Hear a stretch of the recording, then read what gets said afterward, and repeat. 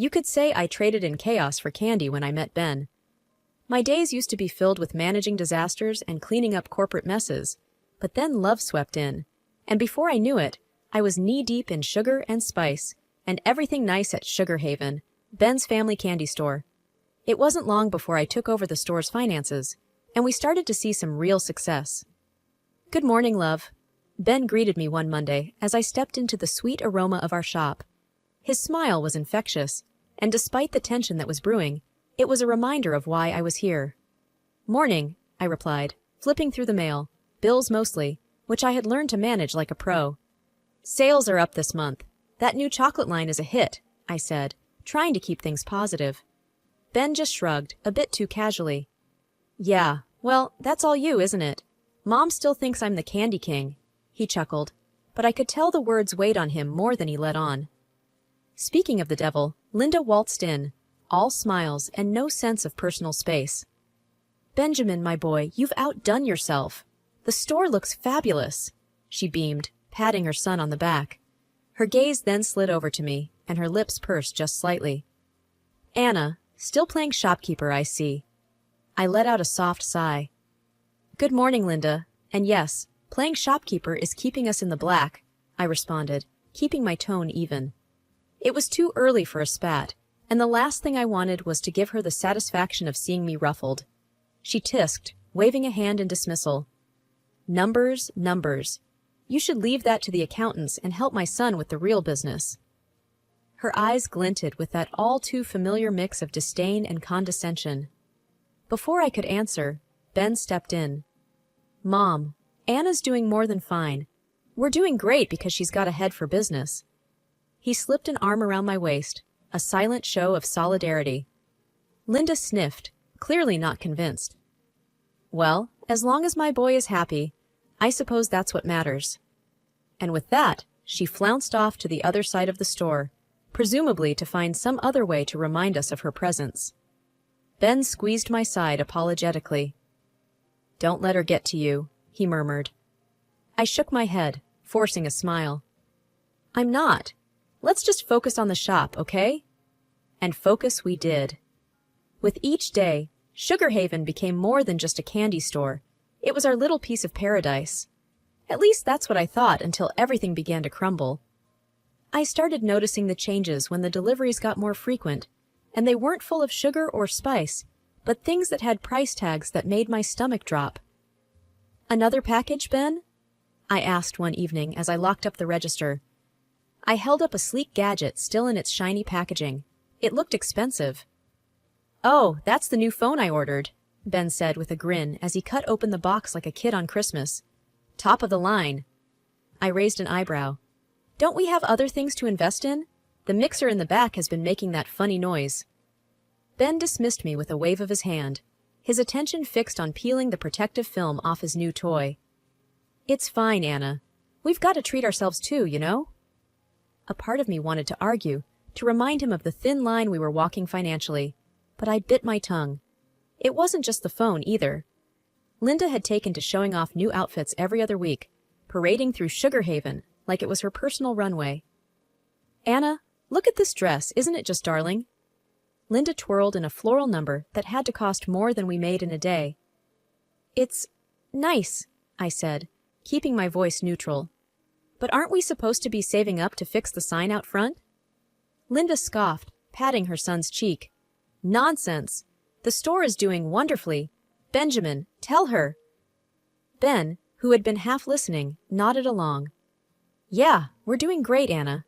Don't worry so much." That was the problem, though. I did worry. I worried every time I looked at our books and saw the numbers that didn't add up.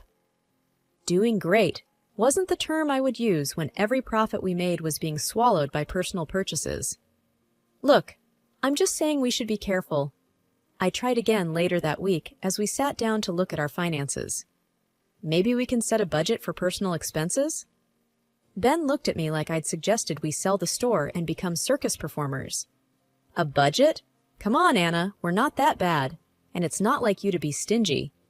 It stung, that word, stingy. I wasn't being stingy. I was being sensible. "It's not about being stingy, Ben. It's about being smart. We have to think about the future of Sugar Haven. He didn't seem to hear me, though, already scrolling through a website for another purchase. You worry too much, he said, half distracted. It'll all work out. Things took a turn when Linda decided to bring in some extra help. It was a Tuesday, I remember, because Tuesdays were inventory days, and I was elbow deep in organizing our latest shipment of candy jars when she walked in, arm in arm with a girl who couldn't have been older than 20. Anna, this is Tessa, Linda announced with a flourish. Tessa, dear, this is Anna, my son's assistant. I straightened up, wiping my hands on my apron. Nice to meet you, Tessa, but I'm actually the co-manager here. Tessa offered a smile that didn't quite reach her eyes. I've heard a lot about you. I'm really excited to be part of the team.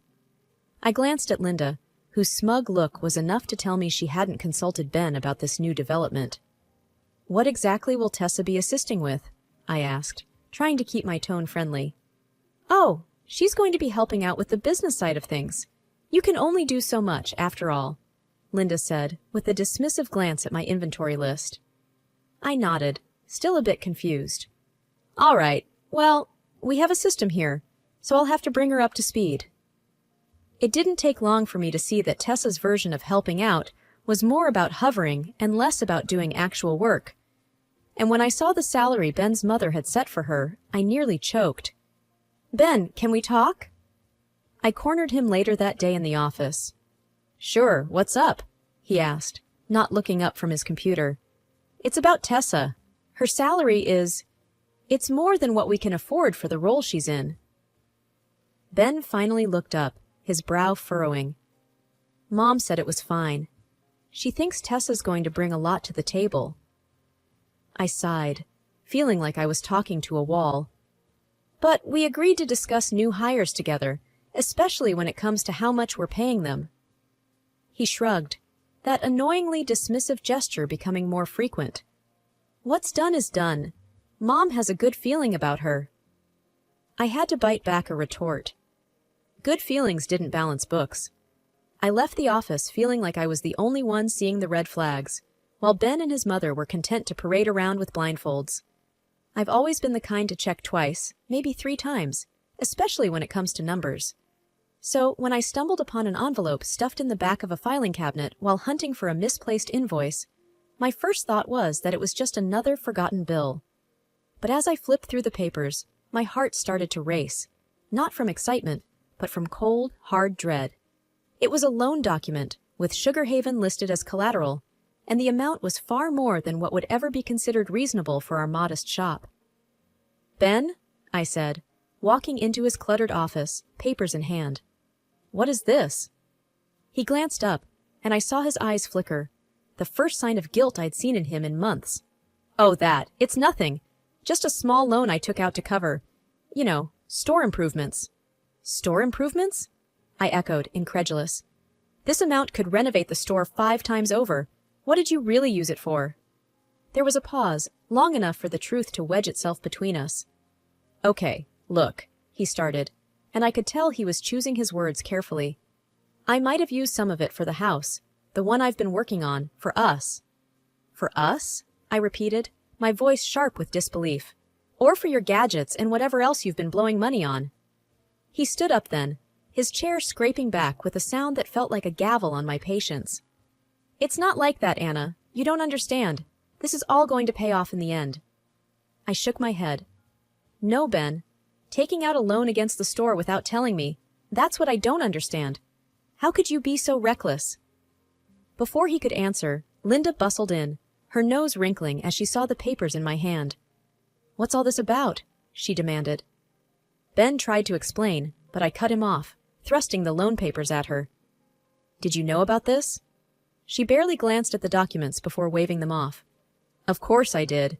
Ben's just doing what's necessary for our future. And who are you to question him? You're just the help, after all. The words stung, but more than that, they fueled a fire in me. Just the help? I said, my voice low but firm. I've been keeping this store afloat while you two have been treating it like your personal bank account. Ben's face had gone pale, and Linda looked like she was about to spit fire.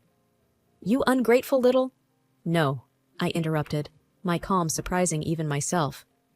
What's ungrateful is not recognizing the hard work someone's been putting into this business. What's foolish is risking everything for a house that we don't even need.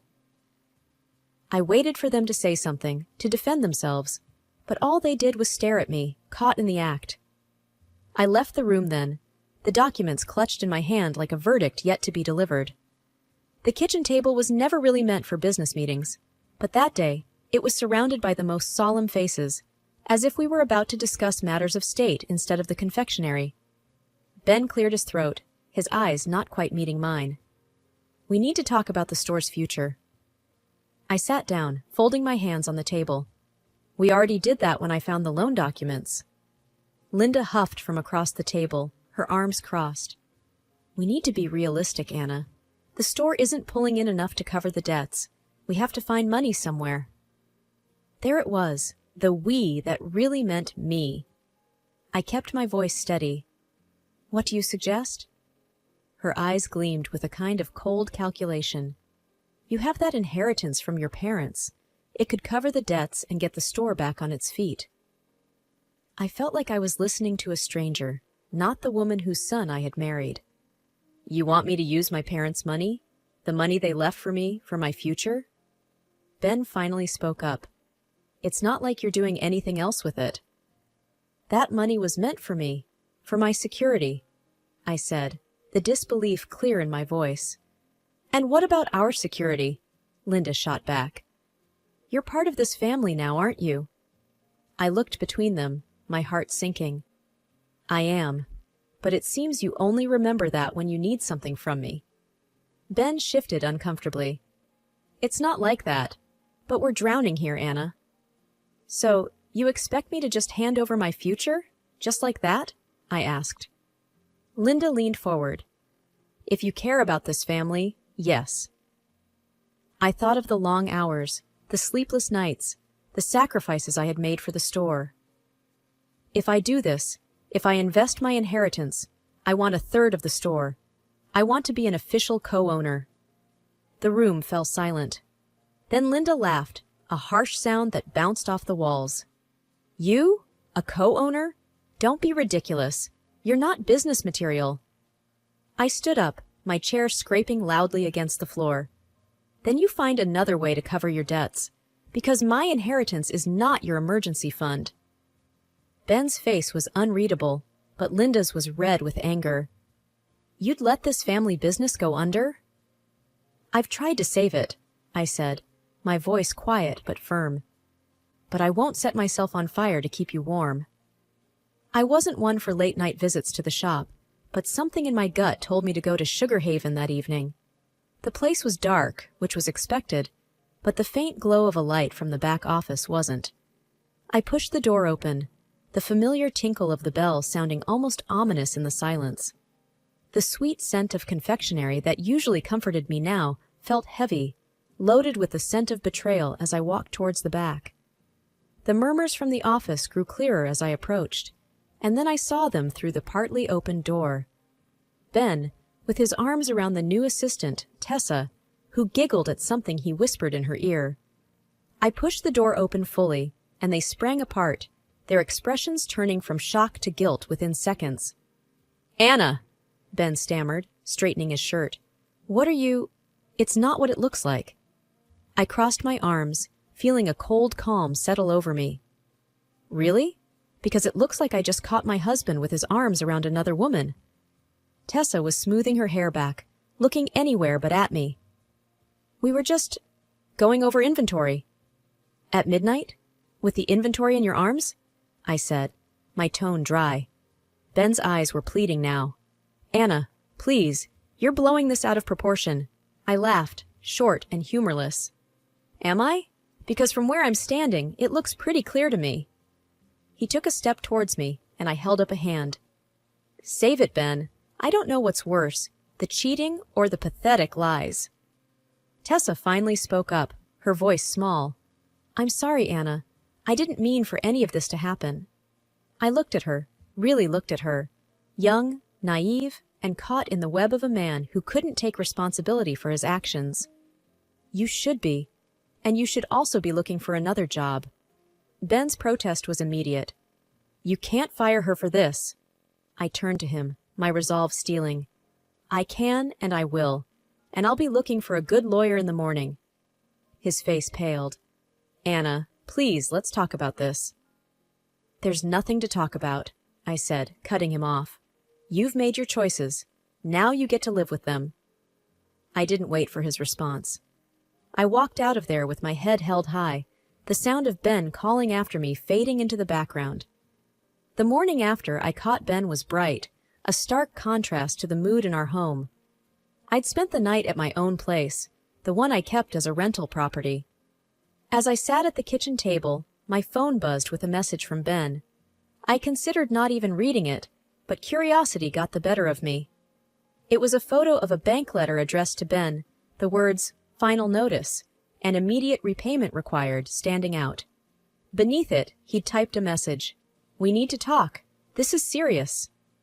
I typed back a simple, on my way, and got ready to face the music. When I arrived at the confectionery, Ben and Linda were already there, pacing like caged animals. Linda spotted me first, and her expression soured. Decided to show up, did you? She snapped as I walked in. I nodded, holding her gaze. You wanted to talk?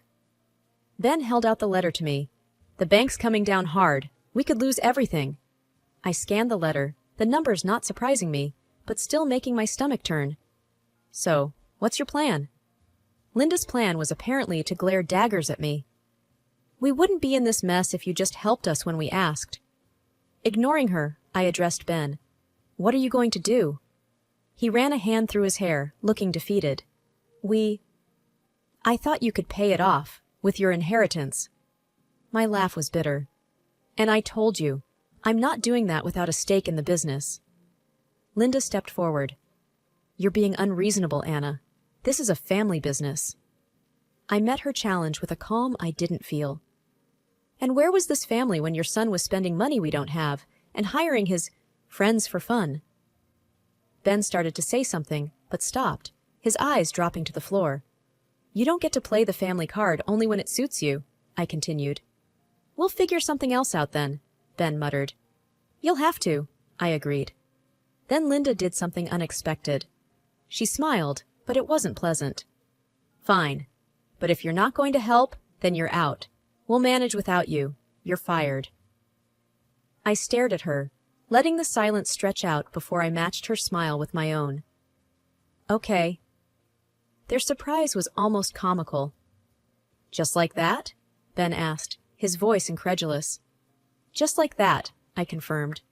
But I want you to know, I took photos of you and Tessa. I have records of all the money you've wasted. If you think you can fire me and sweep all this under the rug, you're wrong. Linda's smile vanished. You wouldn't dare. Oh, but I would. And when I leave, I'm taking all my hard work with me. You can explain to the bank why the business is about to tank without the person who was actually running it. Months had passed since I last set foot in Sugar Haven, and life had taken on a new kind of normal. The crisp sound of papers, the hum of focused conversations, and the sight of a crisis managed and resolved. These had replaced the scent of sugar and spice. I sat in my new office, a stark contrast to the confectionary's back room, when my phone rang. Glancing at the caller ID, I saw it was Claire, a former employee at the shop and the only one I still talked to. Hey Claire, what's up? I greeted, with a hint of caution. News about Sugar Haven always carried a tinge of the past. You haven't heard then? Claire's voice was a mix of pity and discomfort. The shop. They closed down last week. The bank foreclosed on them, and the house too. I leaned back in my chair, a weight lifting off my shoulders that I hadn't realized was there. I see. And Ben and his mother? There was a pause. They're not doing great. Rumor has it they've moved in with his aunt. No one's seen them much. I sighed, not quite sure how to feel. Thanks for letting me know, Claire. She hesitated before adding, Anna, everyone knows you were the heart of that place. It was never the same after you left. A small, sad smile touched my lips. I appreciate you saying that. How about you? Found a new job yet? Yeah, I'm working at a bakery downtown. It's not Sugar Haven, but it's a start. That's great to hear. You always had a talent for baking. I'm sure you'll do well there. We chatted for a few more minutes before saying goodbye. I hung up and looked out the window at the bustling street below. There was a knock at my door, and my assistant peeked in. Your 3 o'clock is here, Anna. Thanks, send them in, I responded, shaking off the remnants of nostalgia. The clients came in, a husband and wife team looking worried about their own business. I stood to greet them, ready to dive into another challenge. We've heard great things about you, Anna, the wife said as we sat down. They say you're the best crisis manager in town. I smiled, the title sitting comfortably with me. I'll do my best to live up to that reputation.